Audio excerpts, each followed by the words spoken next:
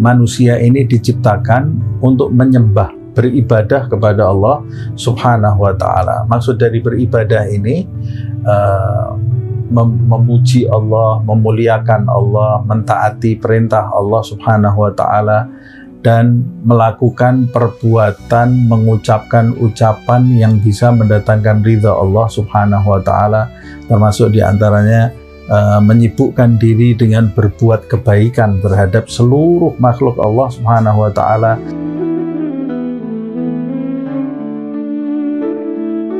Ini di paragraf akhir disebutkan bahwasanya wa ammat tajarrudu 'anil asbabid dukhulu fiha fahuma maqaman. Ya. Bahwa sedangkan masalah yang melepaskan diri dari sebab-sebab dan keterikatan dari sebab, ya dia punya rezeki, ya tidak punya rezeki, itu hatinya tenang dan sebagainya, adalah maqaman. Dua kedudukan yuqimullahu yang Allah berikan fihima kepada kepada hamba-hambanya, min ibadihi, kepada hamba-hambanya, mayyasha, yang Allah kehendaki. Nah, ini kan ketenangan yang tadi Habib jelaskan dan sebagainya, itu merupakan makom pemberian, Habib. Betul. Pemberian dari dia Allah. Pertanyaannya, Habib, bagaimana supaya kita dapat pemberian ketenangan ini, Habib? Sebetulnya ya, ketenangan itu hanya bisa didapat oleh orang yang percaya kepada Allah Subhanahu wa Ta'ala. Kalau kita tidak percaya kepada Allah Subhanahu wa Ta'ala, kita akan gelisah. Oke. Nah, makanya di awal tadi saya jelaskan, orang itu harus percaya apa yang kita mau semuanya dimiliki oleh Allah. Dua, tidak ada yang menghalangi Allah untuk memberikan apa yang kita mau kepada diri kita. Tiga, Allah Maha Dermawan. Empat, Allah menyayangi kita, Maha Penyayang. Lima, Allah mengetahui kondisi kita lebih dari pengetahuan kita sendiri terhadap kondisi kita. Kalau itu selalu kita ulang-ulang, kita tanamkan di dalam diri kita, maka akan timbul rasa percaya kita kepada Allah Subhanahu wa Ta'ala. Nah, kalau timbul wathik, rasa percaya kita kepada Allah, kita akan tenang. Tapi kalau kita tidak bersandar kepada Allah, berarti kita bersandar kepada selain Allah, padahal selain Allah itu tidak ada yang pasti. Maka hati kita ini akan terus gelisah. Bersandar kepada diri kita, gelisah. Bersandar kepada orang, gelisah. Bersandar kepada harta, gelisah. Bersandar kepada siapa saja selain Allah Subhanahu wa Ta'ala, kita akan mengalami kegelisahan. Dan bisa nggak dikaitkan gini, Habib? Dalam proses mencari rezeki, saat kondisi kita tenang, justru kita akan semakin kreatif dan aktif, inovatif untuk itu. Betul. Nah, semakin kita tidak tenang, berarti kita tidak iman kepada Allah, maka tidak akan bisa berbuat apa-apa. Bukan apa-apa. Kita sakit dalam diri kita. Jangankan mau keluar, di dalam aja kita sakit. Kegelisahan itu kan ada di dalam diri kita. Kalau yang di dalam diri kita ini dipenuhi dengan kegelisahan, pikiran, ya kita tidak akan apa yang kita lakukan ini tidak akan maksimal, gitu ya. Dan sebetulnya ini masalah yang dihadapi oleh banyak manusia di zaman ini, baik yang remaja, yang orang tua, tidak ada rasa percaya terhadap Allah Subhanahu wa Ta'ala. Itu berprasangka buruk kepada Allah Subhanahu wa Ta'ala, sehingga dia ini berusaha menjalani hidupnya sendiri lepas dari Allah, padahal dirinya itu lemah. Nah, makanya timbul gelisah, khawatir, cemas, stres. Sekarang anak-anak remaja, anak SMA, panic attack, anxiety, itu masalah yang sudah jadi masalah banyak orang sekarang. Ya, semuanya itu obatnya adalah keyakinan, percaya kepada Allah Subhanahu wa Ta'ala. Dan tasawuf di sini menunjukkan memiliki kontribusi yang besar untuk melahirkan ketenangan itu. Ya. Nah, saya sedikit mau bicara ini ya.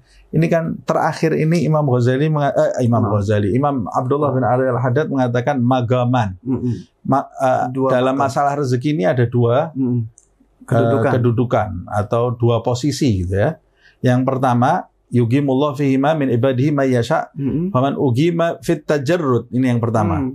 Yang pertama itu ada sekelompok hamba yang diposisikan oleh Allah Subhanahu wa taala lepas dari sebab-sebab. Itu yang tadi saya jelaskan itu ya. Lepas dari sebab-sebab. Rezekinya datang tanpa usaha gitu ya. Nah, orang yang diposisikan dengan posisi seperti ini, maka dia syaratnya memiliki kuwatul yakin, kekuatan yakin, si'atis sadr. Si'atis sadr itu dada yang lapang, artinya sabar. Belum datang ya dia sabar, tenang gitu ya. Wa mulazamatil ibadah, dan selalu senantiasa beribadah. Bukan rezekinya datang tanpa usaha, dia setiap hari main game atau main ini, itu tercela sekali itu ya. Tanpa senantiasa ibadah, dia gunakan untuk ibadah. Posisi yang kedua, sekelompok hamba yang lain, man ugima fil asbab. Hamba yang harus terikat dengan sebab-sebab. Ini yang harus kerja. Ini harus kerja dia. Dia yang ketemu orang, jual beli dan lain-lain. Apa yang harus dia lakukan? Yang pertama, taqwallah fi sababihi. Bertakwa kepada Allah dalam pekerjaannya itu. Tidak menipu, tidak mengurangi takaran, dan lain-lain. Menepati janji, amanat. Kemudian, bil i'timad 'ala Allah dunahu. Tidak bersandar pada planningnya, tapi bersandar kepada Allah Subhanahu wa taala. Waliyahdhar minal istighal bihi an ta'ati rabbih. Dan berhati-hati agar pekerjaan dia tidak melalaikan dia dari ibadah kepada Allah Subhanahu wa taala. Umpamanya sibuk kerja sampai melupakan sholat, sampai melupakan zakat. Nah, ini hal yang tidak tercela. Jadi ini penutup nasihatnya ini untuk dua orang yang hidup di dua posisi ya, yang sudah ditentukan oleh Allah Subhanahu wa taala. Alhamdulillah. Terima kasih banyak Habib. Ya. Kita cukup panjang dan lebar membahas tentang masalah rezeki ini, dan mungkin ada penutup dari Habib, kesimpulan Habib yang ingin sampaikan. Kesimpulan dari apa yang sudah kita bahas ini adalah manusia itu diciptakan oleh Allah, disebutkan di dalam ayat wa ma khalaqtul jinna wal insa illa liya'budun, dan tidak aku ciptakan jin dan manusia kecuali untuk menyembahku, kata Allah. Jadi manusia ini diciptakan untuk menyembah, beribadah kepada Allah Subhanahu wa ta'ala. Maksud dari beribadah ini memuji Allah, memuliakan Allah, mentaati perintah Allah Subhanahu wa ta'ala, dan melakukan perbuatan, mengucapkan ucapan yang bisa mendatangkan ridha Allah Subhanahu wa ta'ala, termasuk diantaranya menyibukkan diri dengan berbuat kebaikan terhadap seluruh makhluk Allah Subhanahu wa ta'ala, berbuat kebaikan di alam dunia ini, karena setiap orang dari kita pasti akan kembali menuju kepada Allah Subhanahu wa ta'ala. Nah, ketika Allah menciptakan kita dan menghendaki kita untuk memusatkan hidup kita berguna untuk semua umat manusia, menyembahnya setiap saat, pasti Allah Subhanahu wa ta'ala sudah menyediakan fasilitas bagi kita untuk hidup. Karena siapa yang hidup di dunia ini, dia pasti perlu sandang, pangan, papan. Nah, kalau kita sibuk mengurus sandang, pangan, papan hidup kita, terus bagaimana kita mau menjalankan fungsi kita sebagai khalifah di muka bumi ini? Bagaimana kita mau berbuat perbaikan di alam semesta ini? Kalau kita setiap hari yang kita pikirkan adalah uang, bagaimana caranya mendapatkan uang, bagaimana caranya beli makanan, bagaimana caranya beli pakaian, padahal sandang, pangan, papan itu hanya sebab bagi kita yang harus dijalani di dalam kehidupan dunia ini. Nah, terus bagaimana caranya kita mendapatkan itu? Allah sudah menjamin semua itu. Wa ma min dabbatin fil ardi illa 'ala Allah rizquha. Setiap makhluk yang melata itu dijamin oleh Allah Subhanahu wa ta'ala rezekinya.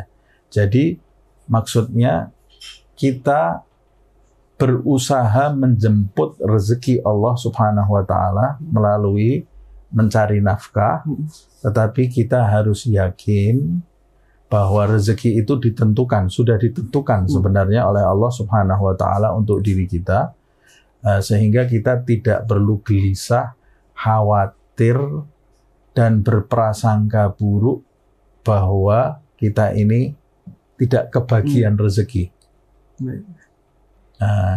Karena itu semua bisa menghalangi misi kita diciptakan oleh Allah Subhanahu wa taala untuk betul-betul 100% menyembah Allah Subhanahu wa taala.